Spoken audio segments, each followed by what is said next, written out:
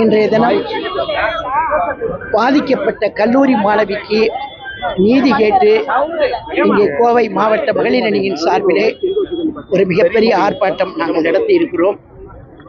அந்த சம்பவங்களை பற்றி நாங்கள் எல்லாம் தொலைக்காட்சியிலே நீங்கள் எல்லாம் தெரிவித்த செய்திகளை நாங்கள் அறிந்தோம்.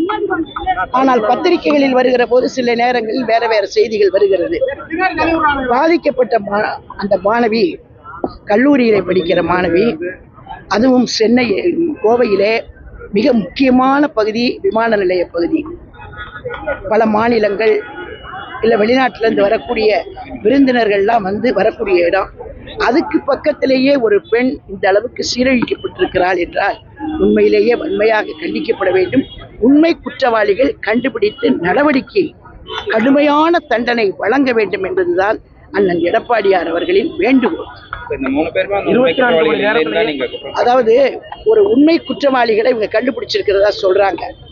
இன்னும் 4 பேர் பேலன்ஸ்ல இருக்கோம், தேடிட்டு இருக்கிறோம்னு சொல்றாங்க. இது தகவல், நீங்க சொன்ன தகவலை தான் நாங்க திருப்பி சொல்றோம். ஏன்னா எங்களுக்கு தெரியறதுக்கு வாய்ப்பு இல்லை. தொலைக்காட்சியிலையும் பத்திரிகையிலையும் வந்த செய்திகள் தான்.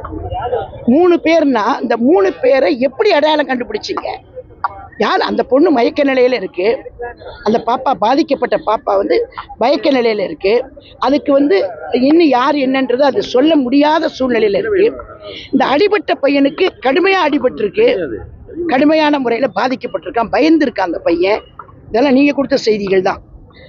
பாதிக்கப்பட்டிருக்கிறான். யாரு இந்த தகவலை உங்கள்கிட்ட சொல்லி, அதுவும் துடியலூர் கிட்ட உடனே போய் எப்படி பிடிச்சிட்டு வந்தீங்க? துடியலூர் கிட்ட போய் பிடிச்சிட்டு வந்ததான் தகவல் வந்திருக்கு. இன்னைக்கு நான் கேட்க விரும்புறது என்னன்னா, உண்மை குற்றவாளிகளை கண்டுபிடிங்க. அதுதான் எங்க அண்ணன் எடப்பாடியார் அவர்கள் திரும்ப திரும்ப சொல்றாரு. நீங்கள் தயவு செய்து யாராவது இந்த களங்கத்தை சீக்கிரமாக போக்கிவிட வேண்டும், தேர்தல் வருது, அதனால யாரையோ பிடிச்சு கொண்டு தண்டிச்சு விட்டுணும்னு நினைக்காதீங்க. உண்மையான குற்றவாளிகளை கண்டுபிடித்து குற்றங்களை தடுத்து நிறுத்துங்க.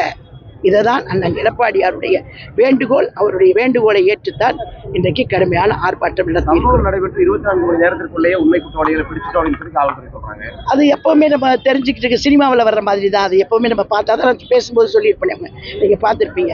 இது தொடர்ந்து நடைபெற்றுக்கிட்டு இருக்கக்கூடிய சம்பவங்கள் தான்.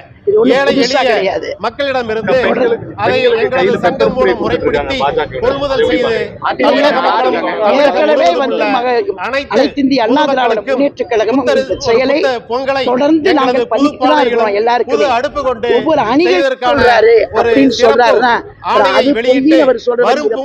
பொங்கல் தினத்திலேயே இதை பொய்ன்னு சொல்ல மாட்டாரு.